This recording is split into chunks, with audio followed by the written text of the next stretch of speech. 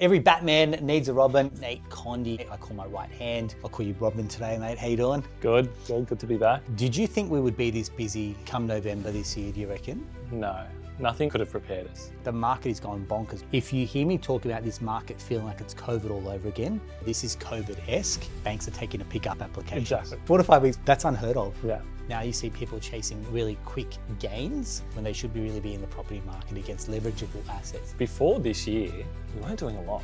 90 to 95% of the purchases we're doing are in trust. I knew at some point this golden patch equity becomes our number one driver. We're taking them from 1 to 3 very quickly. I don't care about rate because I want to go and scale my portfolio as well. If you go to a broker who's just quick, they might not get you the outcome you need.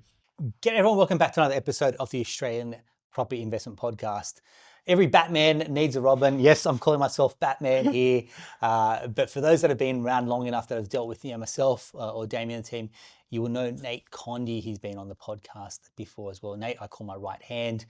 I'll call you Robin today, mate. How you doing? Good to be back. Welcome back, mate. I love having you back on. So again, like I mentioned, if you guys are dealing with myself in broking land, Nate is my right hand who does a lot of the loan strategies, for example. And I'd probably start by saying and asking you, Nate, did you think we would be this busy come November this year, do you reckon? You've always said it, we will. We're only going to get more busy. But no, nothing could have prepared us. Like for the intensity? Yeah. And I don't know, I feel like some of the demand's always been there, but we've always, there's always been brokers that, some aren't busy, and we've always said we're lucky to be in the position we're in. But I feel like right now every broker's busy. Yeah. Well, that's what we're hearing anyway. Correct. Right? So, yeah. No. I mean, we're hearing, and then we're also seeing because, look, part of the discussion that we're going to have is we're letting a lot of you guys behind the scenes into what happens day to day in our brokerage. Yeah, I think this is what you guys want to hear. A lot of people have been reaching out saying you're loving this type of content, and that's what I want to deliver for you guys. So welcome into the brokerage, let you in behind the scenes and talk about what's going on. What you mentioned before there, Nate, was we're all busy. The real lead indicator for busyness is the amount of time that banks are taking to pick up applications. Exactly. Right? So that's the ultimate lead indicator that if we think we're busy, but then every bank's running well behind their turnaround times, well, that's a massive, indicator that the market is going bonkers, which is why I call this like a COVID style property market, because we're back there with like one of our lenders. What's their turnaround time? 4 to 5 weeks. That's crazy. Yeah. 4 to 5 weeks. What, to pick up a brand new application? To pick it up. Yeah, well, pre-approval to pick it up. If it's a purchase, they're still around that amount of time anyway because we submitted one. That's unheard of. Yeah. You talk about 4 to 5 weeks. That's where ANZ was during COVID. 30 business days to pick up a new application. If you hear me talk about this market feeling like it's COVID all over again, that's case in point as to why that sentiment is there. When I look at it, or when we look at every property market across the country being on fire, that's like COVID. When you see it, most properties are going to auction. They won't take pre-auction offers, for example. They're happy to go to an auction campaign. That's like COVID, where it's a seller's market. Where we've got clients, the only way to buy properties to go unconditional because they're not going to get a cooling off period. That's like COVID all over again. So yeah, to me, I'm beating this drum to go. People will look back and go, oh, that was like this real sweet spot in time. I'm calling it as we're in it to go, this is COVID-esque. Yeah. Rates have come down, for example. People are willing to buy property. They're in the market. And I think the other part is now you see people chasing really quick gains because they've missed out on property.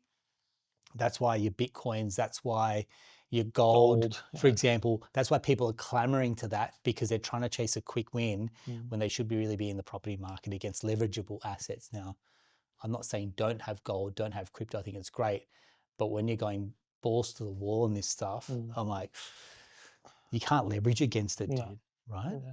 Yeah. What I want to chat with Nate is a couple of things that we're seeing purely from a lending perspective. This is our zone of genius. This is where we play. So, we don't do locations about where to buy. We don't do those type of things. It's very much hotspots.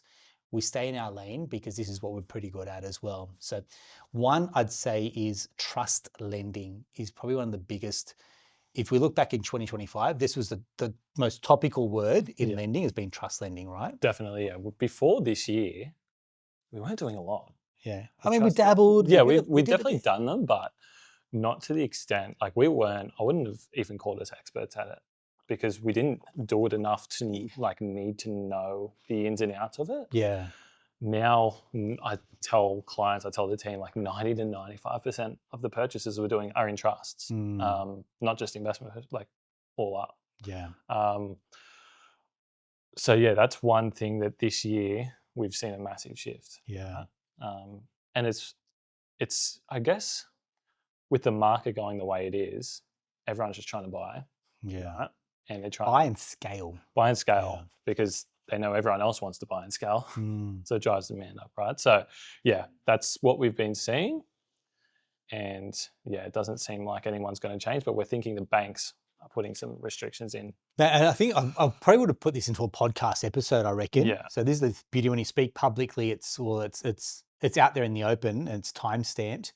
I said it'd take someone, an overzealous chief risk officer or someone inside a bank going, how are these people financing these property portfolios on fairly average or modest incomes? Well, trust as a vehicle, okay, great. Now the trust is self-sufficient, exclude the debt, for example. I knew at some point, what do they call it? The cows come home to roost. What's the saying? That's lost me there. It's in the Wolf of Wall Street. Anyway, but I knew at some point this golden patch, it'd get to a point where banks are going to start to cotton on. Yeah. A lot of banks already stepped out of trust lending. Like Bankwest stepped out of trust lending a while ago. Yeah. Right. And we're going to publicly open name banks because this is policy. Yeah. This is open policy, and we're well within our rights to be able to talk openly about banks' names and policy as well. Right. So Bankwest pulled back. Banks are capping sometimes LVRs at say 80%. Right. Yeah. And some banks, if you go over 80% in a trust, you've got to be P&I. Yeah. The non-banks are typically dominating this space because their freedom around borrowing capacity means you can purchase through there. The main requirement when buying through a non-bank lender through a trust is the ability to have an accountant's letter that the previous purchases in a trust are now self-sufficient. Yeah, correct. Yeah? Which some accountants are on board with, some aren't. For example, what defines self-sufficient or meeting its obligations, that's purely up to an accountant to then have that conversation with as well.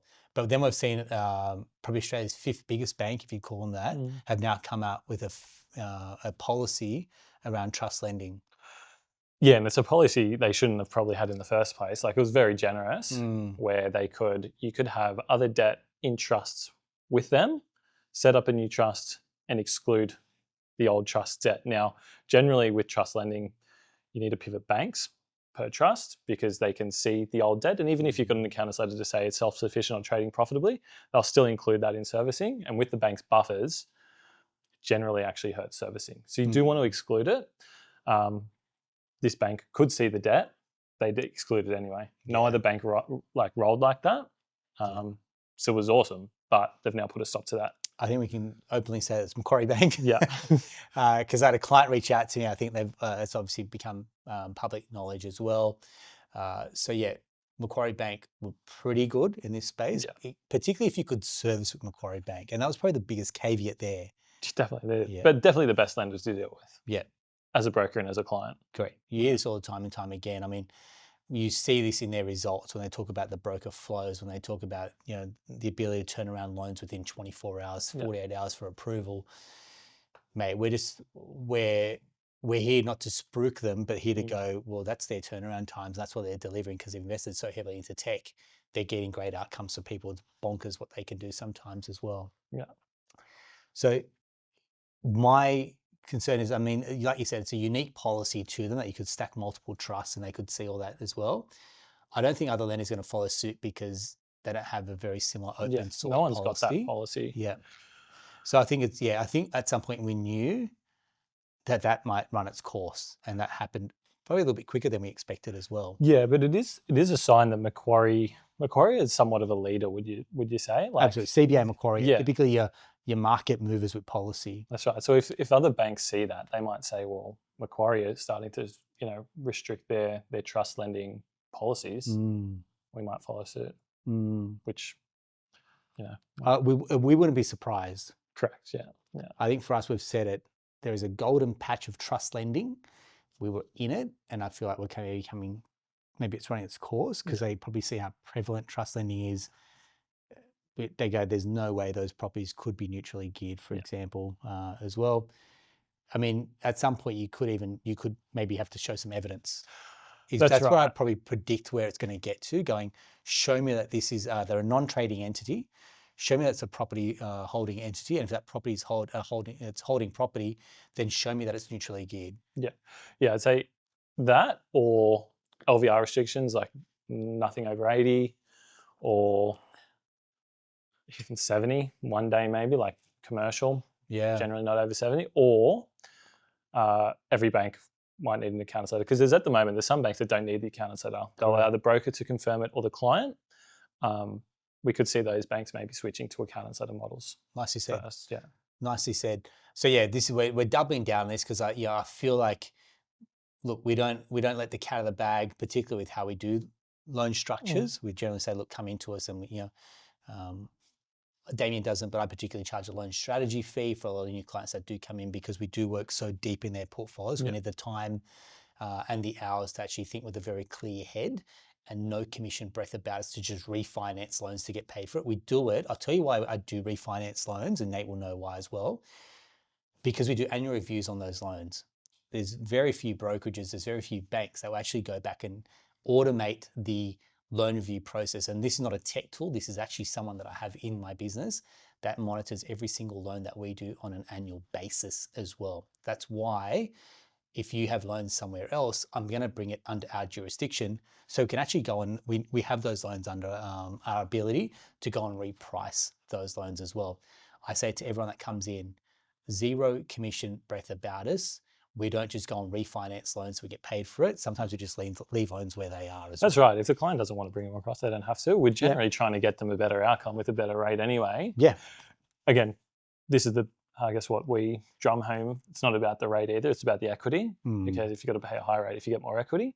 And yeah, it's more about us being able to have visibility over their loans. And if we want to do another strategy for moving forward, we can see their loan.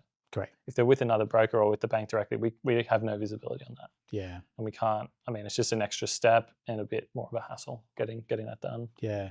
And again, to your point, and people going, well, hang on, give me this to me in layperson's terms. What we are typically trying to do is equity becomes our number one driver. So how do we revalue properties? And I'll give you guys a good example. We had one where the client's got one investment property. We're now trying to take the equity to go and buy a second investment property, which was a land and build up in Queensland. Now they've got a good cash deposit. We said we didn't really want them using cash. We want that cash sitting in their offset account.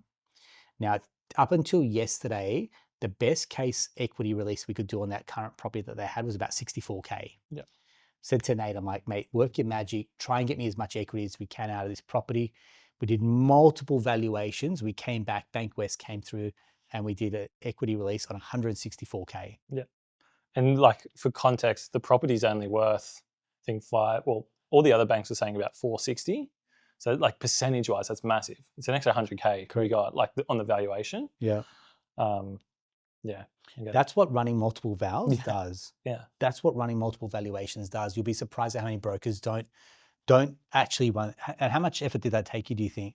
2 minutes. There we go, right? And it's, well, a lot of brokers just don't go outside, like don't go out of their main lenders. They'll just stick to a couple that they know. Yeah.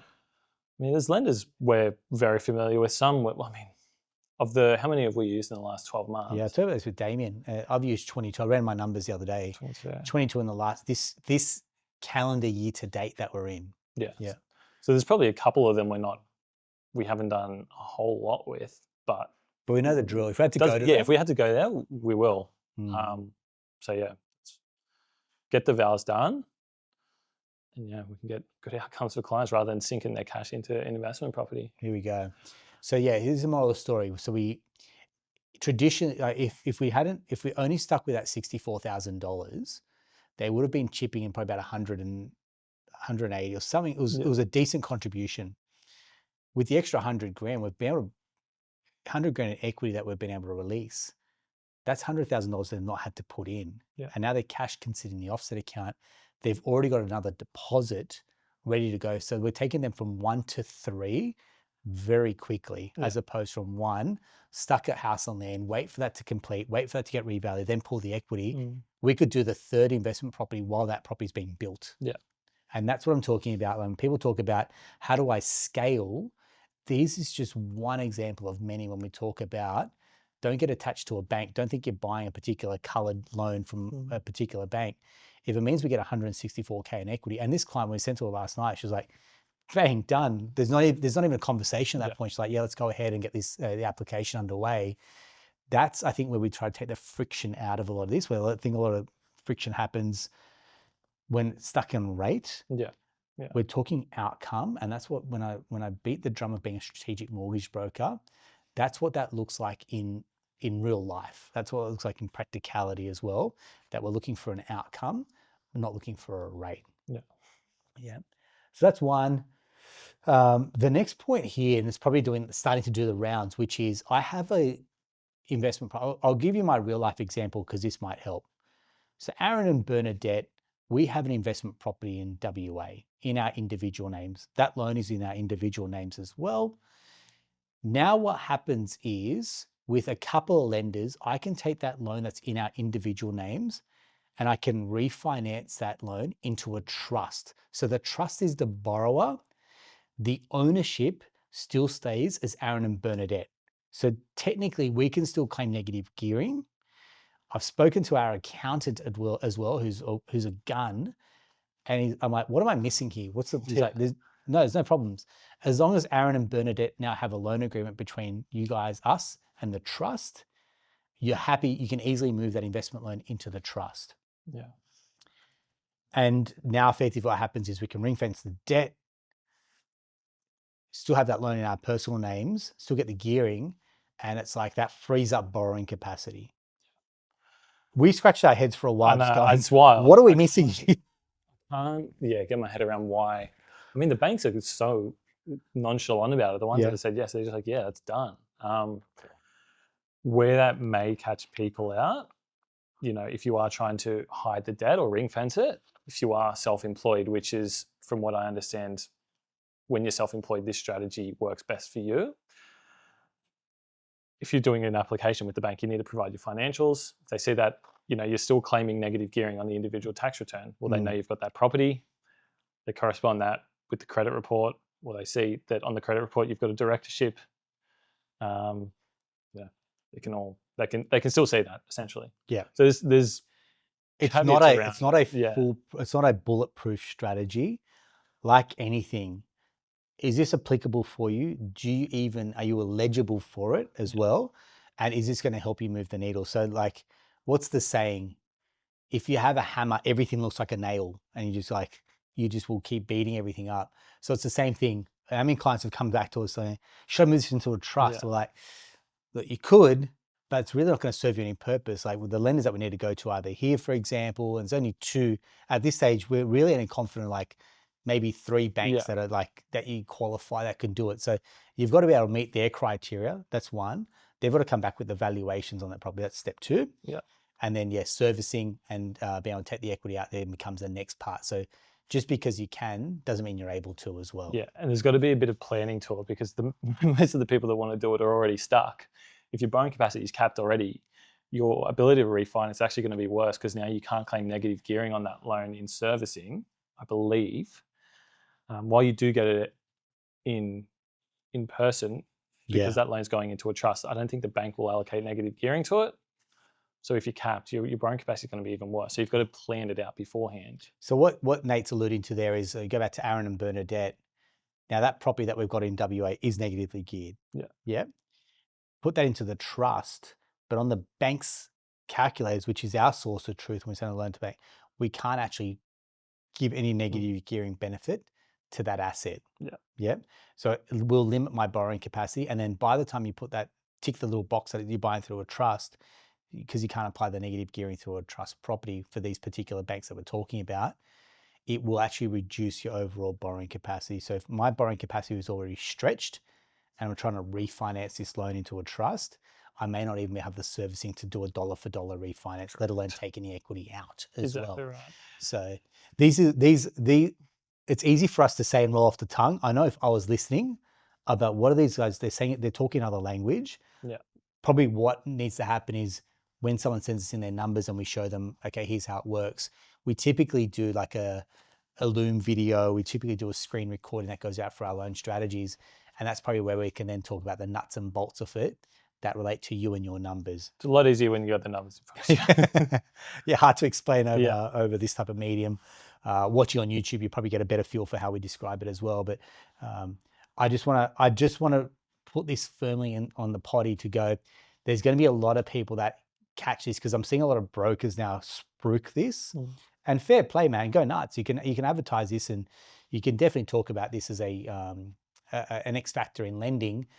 But just know if we come back and say not suitable or you can't service, it's not through a lack of trying and effort. Geez, man, we do a lot of trying, a lot of effort. It may just be something that you just don't qualify for. It's nothing ventured, nothing gained. On the same note. Yeah, and there's, as Aaron mentioned, there's only certain banks that will do it, which means if you do this and move that loan into that trust, you're stuck with them banks for the rest of the time that's in that trust. Correct. Right? So, I mean, it's like anything. If you change jobs or you go, I don't know, you have a certain employment structure, there's only certain banks that might take you. So, you've really limited your pool to 3. You've limited your pool. You've generally, so you get a mad valuation, like that example yesterday. You get a mad valuation. It's like, yeah, you got the equity, but you can't actually tap into it. Yeah. And that becomes then part of the discussion. What is the most important thing? And people typically would come and go, rate's most important. Then I want borrowing capacity. Then I need equity, for example. Then I want an offset account. Then I want low fees. It's like, well, hang on. Is this truly important? Because if I'm an investor on a growth trajectory, I want equity to be number 1. Then I want borrowing capacity to be second. I don't care about rate because I want to grow and scale my portfolio as well. So be very careful about the order of priorities that you want. It's like putting this into a partner. I want them tall. I want them funny. I want them good looking. I want this, for example. You can't have it all. But speaking about partners, I'm going to let the cat out of the bag. Nate probably doesn't like where this is going. There's some big news. I got to say personally, man, I'm proud of Nate. You recently tied the knot. Yeah. Congratulations. Thank you. For those that have been, and they won't connect the dots, but Kelsey Drake in our team is now Mrs. Condie. Yeah. So Nate married Kelsey, who's in our team. Mate, one thing that I do want to have a quick chat about is, and I said this to you guys in private, a lot of people, and jealous is not the right word, but a lot of people secretly wish for how you guys celebrated your wedding, which to you guys' credit was fairly low key. Yeah. Yeah? Yeah. Quiet service, very, very small, private, followed by lunch with family, for example. Yeah. Ducked off for a week and a half honeymoon. But I think it says a lot about just, I think, priorities and doing things your own way. Yeah. That's not everyone's jam, but I think for you guys, it suited you to a point that it's like, hey man, we've got some bigger things to worry about. And like having a big grandiose wedding isn't the way that we're going to show our love for each other. Yeah, that's right. I mean, I'm not on social media anyway, so I don't need to show it off. Like I don't have that need in me, which I feel like a lot of people just do it for that or to, I don't know, satisfy their family. I only had our parents there. They were the only people there, just a couple of witnesses. Cheap. But cheap's not a thing. I mean, you look at the photos and it's amazing. So that's right. It's like buying a cheap property. There's cheap, and then there's quality. Yeah. Right. Yeah. We didn't cut corners on the photographer, but other than that, it's just not for us as well. Like the whole being the center of attention. But yeah, it's just, you see the amount of money a wedding costs and the people that are there, and in a few years you might not even know them. I don't know. It was we both wanted that, and we both talked about that. It's awesome. Before we were even dating, like how we both one day didn't want that. Yeah. But it says a lot about an alignment, right? Because if one person wants it, the other person doesn't, then there's like a win-lose scenario, right? Whereas, and we speak openly about couples that invest, for example, or couples that are trying to get on the same page financially. If you can have that as a couple coming into a relationship going, hey, we respect each other's wishes and this is what we're trying to build as a unit, it probably makes your lives a lot easier that you had that sense of alignment as well. Definitely. Right? Yeah. It was so just chill. We'll both say Yeah. chill, which generally for a lot of people, it's a stressful period. Correct. Yeah. Which is not the way to start a marriage, personally, right? Like, how do you go about starting a relationship or, celebrate your marriage with a stressful day that Yeah. you don't get to enjoy? Whereas I think you guys had a really different experience. And I'm super proud of Nate and Kels, two wonderful humans, literally here in our team, doing some amazing things and tying the knot. So, mate, congrats. I think for us, where I really want, throw that in the mix there as well. But where I really want to kind of just round out our chat, which is you and I see a lot of portfolios. A lot. A lot. I mean, Yeah. you probably on average are doing, I'd say, 3 scenarios a day, more. Yeah. I mean, yeah. Yeah. So Nate's pretty much, and I mean, the strategies that Nate's putting out, complex stuff. So Yeah. multiple valuations, doing the rates, for example, servicing with these banks. If we buy this, then what does that next purchase look like? Generally, there's a lot of rework that comes off the back of that going, but what about this? And what about this? You do it with no begrudging work in that ability. It's like, we're here to help, we're here to serve. Again, the level of detail, this is feedback that I'm getting from people. Even Bernie stepped in last week. That's how busy we've been. You're working probably 7 days at the moment, as am I. Kelsey's doing the same. Like, we just can't work hard enough. And that's why I feel it's COVID all over again. Because you and I can start it. You were here at 7 o'clock in the morning. I was here whatever hour it was the other morning, working till late nights. It just feels like COVID all over again. Like the intensity, the workload. We had a client that even Bernie did a self-employed scenario, and they came to us last week, wanted to go to auction on the weekend, literally turned it around in a couple of days. And they've been on their broker for about 3 months trying to get a pre-approval going. And we said, mate, you can get this done with a higher purchase price within 48 hours as well. So guys, girls, if you're listening, I've always been very, very clear that none of this is about us ego, spruiking, farming, fishing for business. It's more just to say, if you want quality, if you want expertise, you've got to go to the right place. Yeah. Because when we talk about the lender usage that we've got, we're like, right, this policy is suitable here. We can go to equity here, for example, and we're kind of juggling the amount of balls that we're juggling in the air.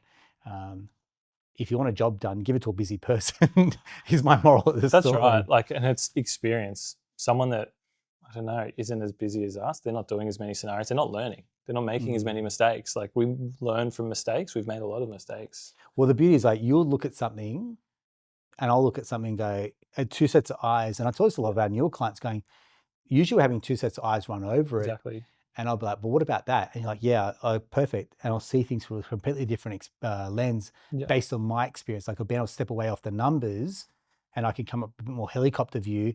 You might be in the trenches, or I might do something. You're like, actually, that's not going to work with that lender because you're so deeply rooted in lender policy, for example, that I'm like, mate, that policy, that door shut 6 months ago, and I'm still far behind. Or Damien was here before, and we're kind of workshopping a strategy literally before we came in here going, but we spoke about it. And that's why I talk about broking being such a team sport. 100%. Because your strength is my weakness. My weakness is your strength, for example. It's like we can play off that a little bit more. And then as we're starting to build and grow the team, it's like we need more humans. Like, literally, this is a job ad coming through on the podcast as well. If you have any inclination to scratch the itch around mortgage broking, you're good with numbers, you're good with attention to detail, you actually care about clients and the outcomes that we're trying to get for people, you want to build portfolios. Everyone in this team, no one has come from banking. No one has come from a lending background. We've all come in here going, right, even the 4 newbies that we've hired recently, like no experience in broker land, have all come in and gone, right, we're going to teach you from the ground up how to become a weapon broker assistant, for example, and learn the ins and outs and policies. So if that's something that you're interested in, drop us a message. So go onto the website, the little pop-up box appears down the very bottom. I would love if you want to be part of the team. We do have high standards because we want to maintain that. We look for attitudes. We look for excellence. Resourcefulness is my big one. Here we go. We don't say no. Someone comes in, we don't tell them no. We'll find a way, right? And not only that, finding, you don't need to know every single policy under the sun. As long as you know how to find it, You'll be good at this. Great. I think being coachable, because Coachable, yeah. people will come in going, they don't know what they don't know. Yeah. And often people, what they think is a mortgage broker's role is, I'm just going to go out there and get a loan and refinance and get paid, mate. None of our, like, I'd say like 10% of our stuff is a refinance, purely on a rate. It's such little scope of our work is actually rate driven or refinance driven. The 80% of our stuff is all property purchases. So people are actively buying because we're solving a problem. Hey, I'm stuck on this. I want to go here. Great. Speak to that buyer's agent, speak to that accountant. Here's how we're going to structure the loan, for example. And when we've been able to solve bigger problems, like we just have attracted far more clients as well. Like, to the point that we literally shut the books last 2 weeks. Like we weren't taking on new clients. And it was the first time ever in the history of me in broking, apart from me, say, being on a holiday, is the first time that we've actually had to say, look, we can't actually take on anyone new, to the point that we're even going to stop doing the podcast for a couple of weeks so we can catch our breath. Because there's no point actually trying to get new clients if we couldn't deliver. And we've kind of turned a corner at this point, probably because you worked all weekend, and I tried to as well. But I think that's what the power of a really good team here does. It's the power of having great clients who reach out that are happy to wait a little bit to get a really good outcome. I could say, look, we're not really fast, but we'll be accurate. And I think that's, most people are happy with that. I don't think we're slow. By our standard. Yeah. By our standard. But yeah, I think this is the normal turnaround. I think this is probably readjusting to this is a normal turnaround time. Yeah, when I hear about a bank being 4 to 5 weeks to pick up an application, yeah, we're not slow in comparison. Yeah, and look, if you want it done right, I don't want to say don't come here and rush us, but you can't expect it to come to you. Yeah, good things to come to those that wait a little bit, isn't it? And we need time to get into your numbers, dig through it. Like, let me give someone an example of what time, because even this surprises me. So for a client that had a portfolio, I think they got about 4 or 5 properties. I got Shay, one of our newer team members. I'm like, right, go to these banks, go to the big 4, go to Bankwest, ING, Suncorp, Macquarie. Give me what the interest rates will be with these 10 banks. Now, Shay has then got to go to the different banks through their portals, submit the loan. The interest rate then goes to that bank. They will think about it. They'll give us back a counter rate. We then counter, say that's not good enough. Go back, escalate it is what we call it internally. That song and dance takes us over 48 hours just to figure out what the rate's going to be. So when someone asks us what the rate is, I'm like, mate, do you know it's a 48-hour turnaround? It's crazy. In 2025, like the technology, that's still how archaic banking is and lending is. But to get someone the best rate and a bank to put their best foot forward, that's 2 rounds of kind of doing this song and dance, counter pricing each other.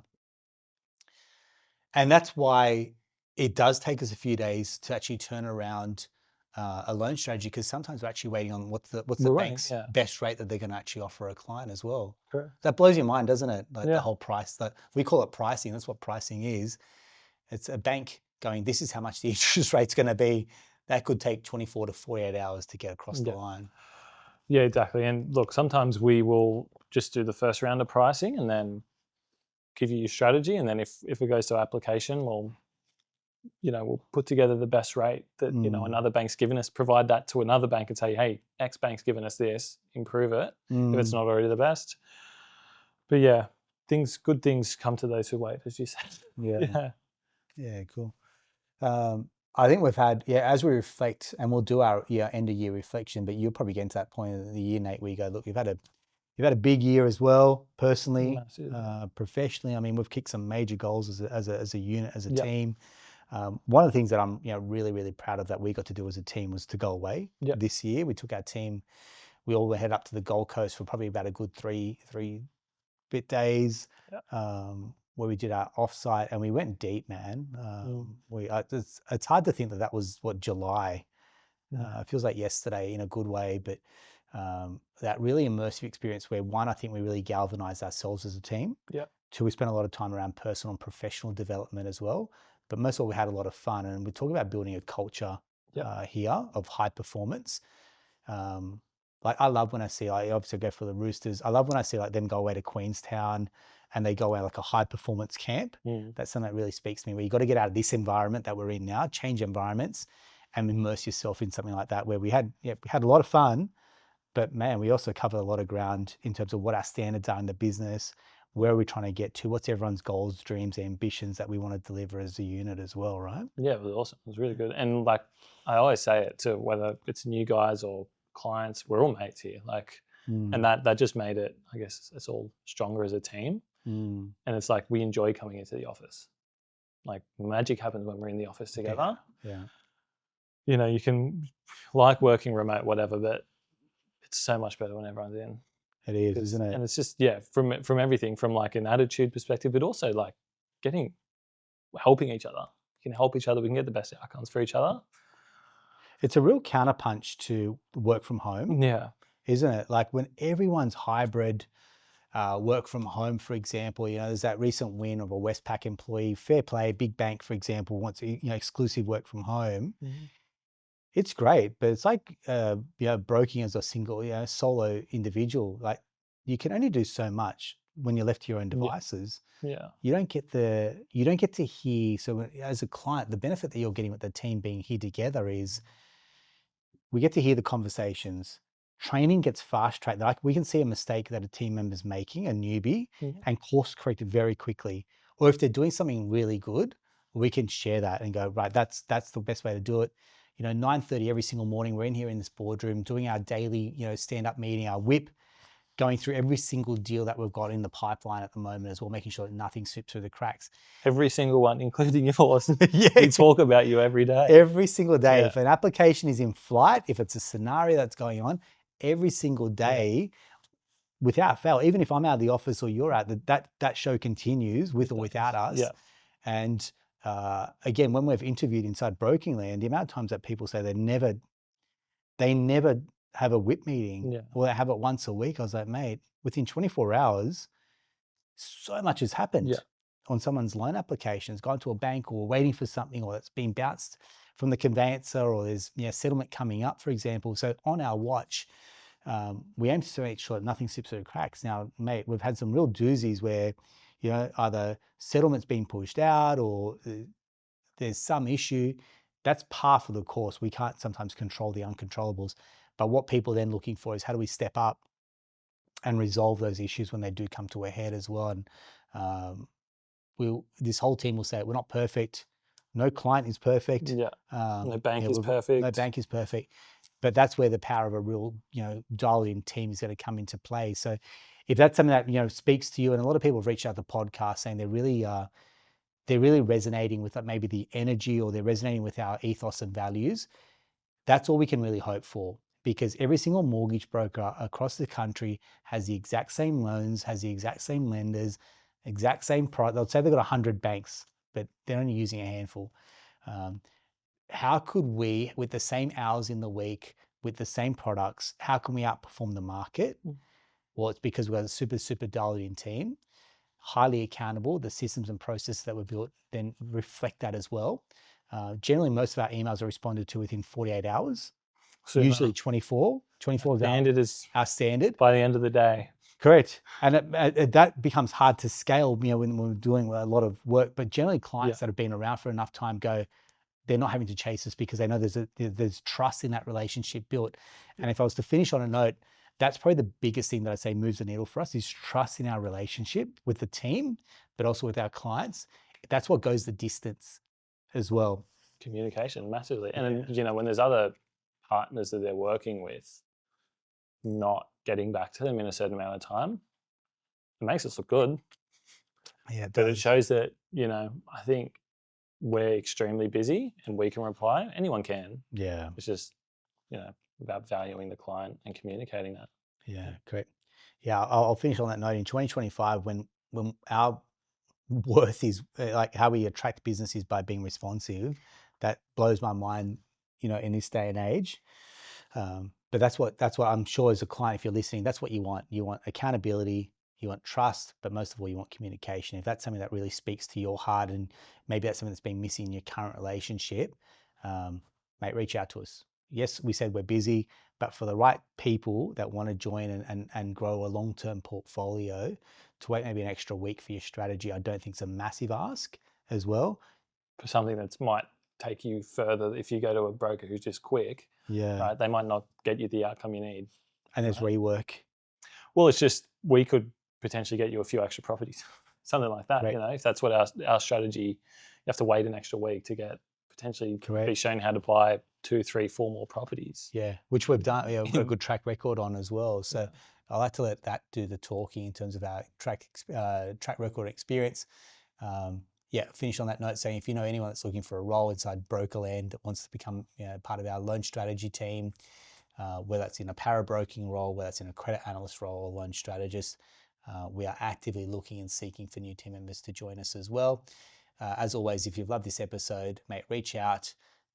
If you want to be part of the Property Accelerator, I've spoken about that previously as well. Love to have you on board.